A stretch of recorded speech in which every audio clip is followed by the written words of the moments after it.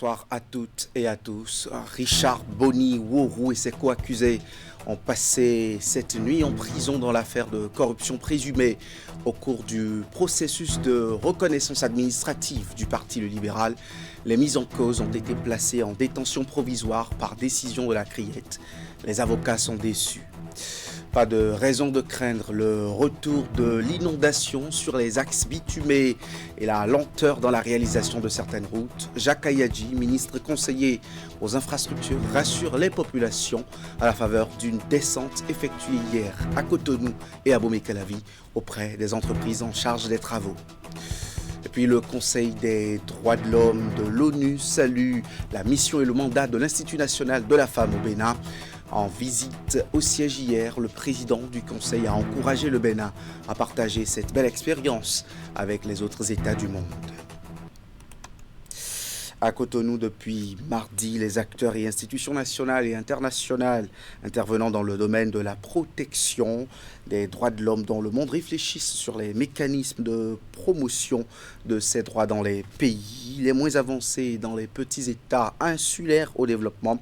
C'est à travers l'atelier régional des fonds d'affectation spéciale dédiés au pays, une rencontre qui renforce la visibilité des actions du Conseil des droits de l'homme de l'ONU auprès du public. Les discussions portent sur le thème « Évaluer les activités du Fonds de l'accomplissement de son mandat, identifier les réalisations et améliorer les domaines ». L'atelier prend fin ce soir, suivant le compte-rendu.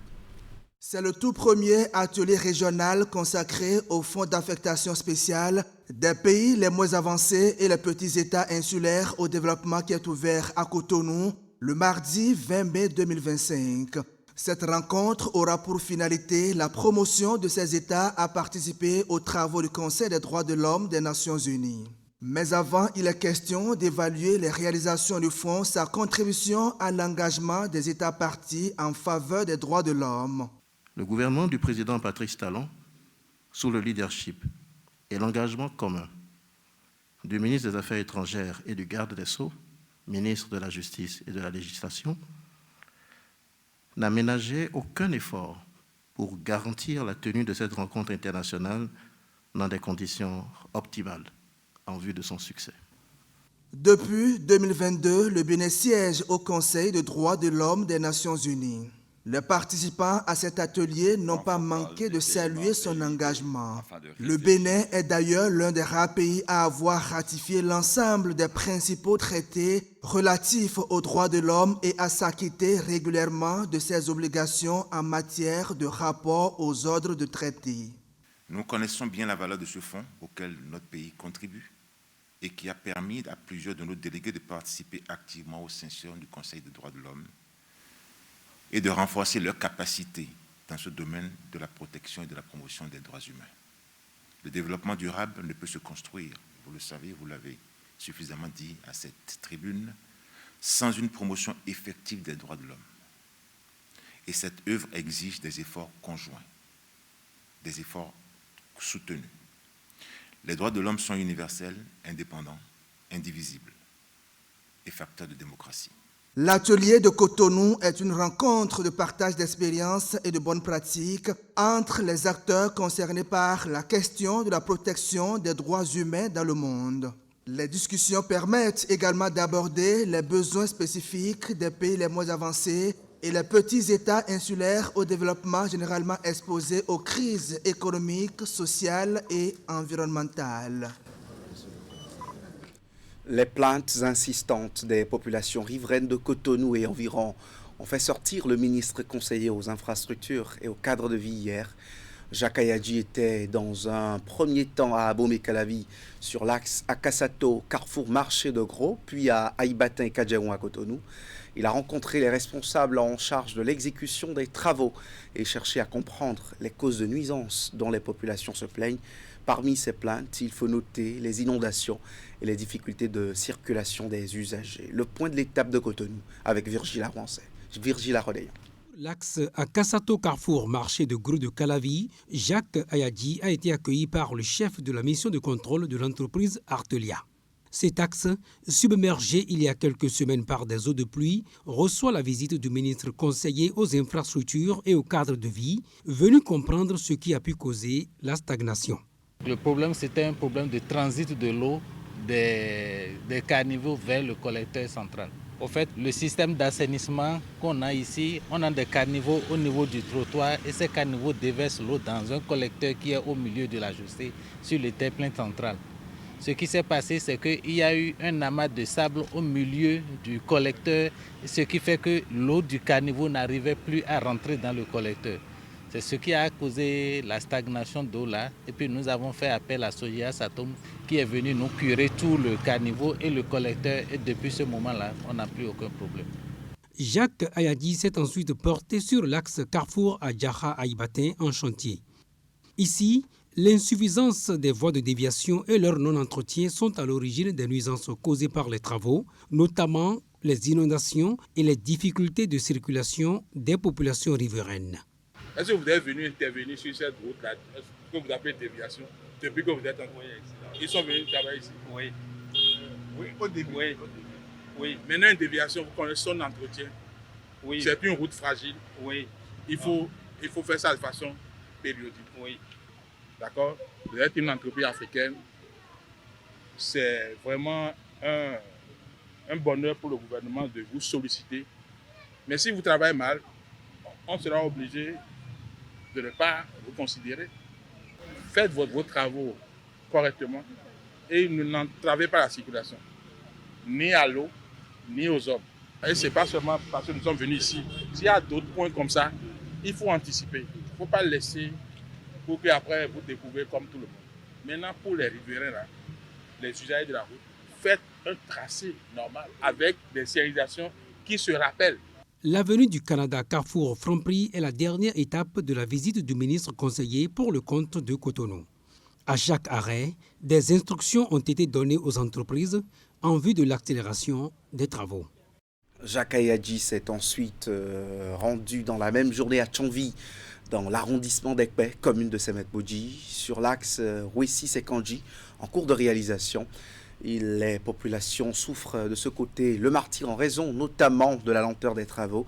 Elles éprouvent aussi d'énormes difficultés de mobilité du fait de la quasi-inexistence de voies de déviation. Les détails. La présence du ministre conseiller aux infrastructures et au cadre de vie à Tchonvi est une réponse aux nombreux cris de détresse des populations confrontées aux nuisances engendrées par les travaux de réalisation de l'axe Rouessi-Sekandji au titre du programme d'aménagement des villes au changement climatique. Accompagné du maire de Semet-Bodji et du préfet de Lomé, Jacques Ayadi a parcouru tout le chantier jusqu'au pont de Fortune reliant Tchonvi à Sekandji. J'ai été très émerveillée par la disponibilité du ministre conseiller et l'écoute qui a caractérisé cette descente. J'avoue que mon pessimisme a cédé place à l'optimisme. Mais face à la lenteur historique qui caractérise l'exécution générale des travaux, lancée depuis le 2 novembre 2021, le ministre conseiller est plutôt déçu. Au lieu de faire 18 mois, on est à plus de 40 mois et on ne sait pas quand ça va finir. J'ai visité quelques chantiers aujourd'hui. Les deux chantiers problématiques que nous avons sont des chantiers qui sont issus d'appels d'offres. Je me suis soulagé un peu en allant visiter Semet-Porte-Nouveau qui n'a pas été fait par appel d'offres. Parce que le président a dit qu'il ne veut pas perdre de temps, il identifie des entreprises capables pour faire des travaux, il les confie directement les travaux et ça se passe très vite. Imaginez que c'est comme ça qu'on avait fait ici. Les travaux seraient terminés depuis 18 mois et les nuisances que les populations disent seraient terminés depuis. Hormis le retard, aucune voie de déviation n'a été aménagée par l'entreprise pour faciliter la mobilité des populations. C'est catastrophique pour ce que j'ai vu. Et les consignes fermes ont été données pour que cette déviation soit aménagée et entretenue. Je voudrais m'engager devant le ministre conseiller et dire que tout ce qui relève du niveau déconcentré sera fait. L'entreprise se donne une nouvelle rallonge de 4 mois pour parachever la préfabrication des pavés, le raccord des caniveaux, le terrassement et l'espace vert et livrer le chantier au mois de septembre. L'Institut national de la femme a reçu hier dans ses locaux à Cotonou le président du Conseil des droits de l'homme de l'ONU en mission depuis quelques jours au Bénin. Jörg Laubert rencontre plusieurs personnalités dans le cadre de la promotion et du renforcement des droits fondamentaux. Eh bien, ce fonctionnaire diplomate à l'Institut national, au cours de ses échanges avec les responsables, a reconnu dans les activités de l'Institut national de la femme la promotion des droits de la personne humaine. On l'écoute à la fin de sa visite. La présidente et son équipe ils ont présenté les activités de l'Institut, ce qui nous a fort intéressés et impressionnés. On a fait un tour des lieux aussi qui étaient ouverts tout récemment. Après, j'ai pu présenter à la présidente et son équipe les activités du Conseil des droits de l'homme. J'ai pu rassurer la présidente que les questions de discrimination de tout genre, y compris sur la base des genres, orientation sexuelle, religion et autres, c'est vraiment au centre de l'activité aussi du Conseil des droits de l'homme. Et j'ai aussi encouragé la présidente à travers l'équipe béninoise à Genève au Conseil des droits de l'homme de partager l'expérience que vous faites avec cet institut pour que d'autres pays puissent en profiter de cette belle expérience. Le Conseil lui-même offre une plateforme pour que tous les pays membres et les pays observateurs peuvent arriver pour partager leurs préoccupations, mais aussi leurs expertises nationales. Alors, s'il y a des exemples positifs pour adresser la question de l'égalité des genres, comme par exemple ici au Bénin, c'est utile pour les autres pays de les entendre, de les écouter dans le contexte de ce Conseil des droits de l'homme. Après, il y a le pilier coopération technique qui fait partie du mandat du Conseil. Alors, s'il y a des besoins au Bénin, à l'Institut pour un soutien financier, soutien technique, pour encore renforcer les travaux ici, le Bénin peut s'adresser au Conseil et puis on va faire de sorte que ce soutien puisse être assuré pour le pays, mais en particulier pour l'Institut. À la suite du président du Conseil des droits de l'homme des Nations Unies, la présidente de l'Institut national de la femme a également livré aux hommes des médias ses bonnes impressions au sujet de cette visite rendue à l'INF. Huguette Bokwenyankadja au micro Canal 3 Bénin de Ouliat Sanoussi et Jocelyn Barika. C'est vraiment un grand honneur pour l'Institut national de la femme de recevoir dans ses locaux le président de la plus haute instance au niveau international de la promotion de la protection des droits de l'homme. Je n'ai pas manqué de féliciter Monsieur le Président du Conseil des droits de l'homme. C'est le 9 décembre 2024 qu'il a été élu. Je l'ai félicité pour cette élection et connaissant son parcours, je ne doute pas que son mandat sera excellent. Je dis aussi que c'est avec beaucoup de plaisir que nous avons accueilli le président du Conseil des droits de l'homme parce que parmi les États membres des Nations Unies, le Bénin fait partie de ceux qui sont le plus à jour, totalement à jour du dépôt de la soumission de nos rapports périodiques. Il faut rappeler que le Bénin siège au Conseil des droits de l'homme depuis 2022 et c'est avec un bon brin de fierté qu'on peut dire que nous faisons bonne figure devant le Conseil des droits de l'homme. La discussion a porté vraiment sur la présentation du modèle Institut national de la femme, le statut juridique, la mission, les attributions, le pouvoir spécial d'ester en justice, de pouvoir s'auto-saisir et de pouvoir accompagner les victimes devant les administrations et les juridictions. Le parcours d'une victime qui vient à l'Institut national de la femme a été décrit. Le maillage territorial grâce auquel l'Institut national de la femme, par le biais de ses points focaux et antennes départementales, assure la disponibilité de ses prestations, de ses services, de sa présence sur l'ensemble du territoire a été décrit. Et nous avons, avec beaucoup de plaisir, reçu les encouragements du président du Conseil des droits de l'homme. Je voudrais par la même occasion remercier l'ambassadeur d'un représentant permanent du Bénin près les Nations Unies qui accompagnait le président et dire que le modèle Institut national de la femme, tout en étant en construction, sera largement partagé au niveau international par l'entremise du Conseil des droits de l'homme, tant il est vrai que ce genre de modèle, nous en avons besoin, particulièrement en Afrique, pour vaincre tous les obstacles qui depuis longtemps se dressent devant la lutte contre la violence à l'égard de la femme et la promotion du leadership féminin. L'actualité judiciaire pour boucler cette édition, le président du parti, le libéral Richard Boniworu, a été placé sous mandat de dépôt dans la nuit d'hier à aujourd'hui. C'est une décision prise peu avant 3 heures du matin par le juge des libertés de la détention de la Criette. Ceci après une audience au cours de laquelle le ministère public a requis la détention provisoire des mises en cause dans ce dossier de corruption présumée d'agents publics dans le processus d'enregistrement légal du nouveau parti créé. Nous vous proposons ici un résumé des faits. La décision est tombée peu avant 3 heures du matin, ce jeudi 22 mai 2025. Le juge des libertés a ordonné le placement sous mandat de dépôt de Richard Boniworu, président du parti Le Libéral, ainsi que ses 2 co-accusés. Selon les propos de Maître Hissène Yovogan, l'un des avocats de Richard Boniworu, malgré les plaidoiries de la défense, la justice a retenu la nécessité de maintenir Richard Boniworu et ses co-accusés en détention provisoire dans le cadre de la poursuite de l'enquête.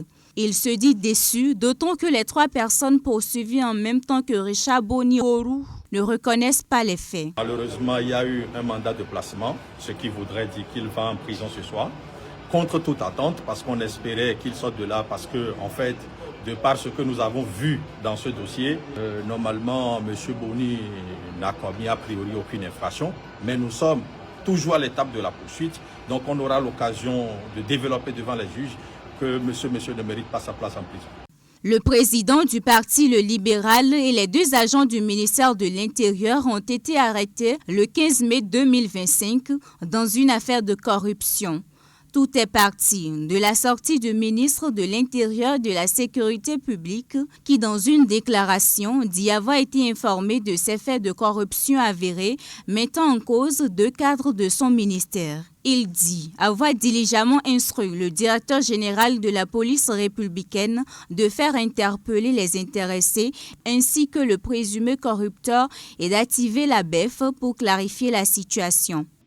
J'ai par ailleurs suspendu les 2 cadres de leurs positions administratives respectives. 24 heures plus tard, le procureur spécial Près la Criette, dans le cadre de l'enquête pour corruption dans la délivrance du récépissé du parti Le Libéral, déclare que, selon le directeur des partis politiques et des affaires électorales, une somme de 12 millions de francs CFA aurait été proposée pour l'obtention du récépissé de reconnaissance du parti Le Libéral du sieur Richard Boni. Il affirme n'avoir effectivement perçu que 5 millions de francs CFA, une somme qui a été saisie lors d'une perquisition effectuée au domicile de ce dernier. Richard Boni aurait déclaré lors de l'interrogatoire avoir remis au total 7 millions de francs CFA en 3 tranches, 1 million avant le congrès du parti, puis 2 paiements successifs de 3 millions de francs CFA les 26 et 28 avril 2025. Les faits ainsi présentés s'analysent selon Mario Métonou en corruption d'agents publics. Il précise que les peines prévues sont de 5 à 10 ans,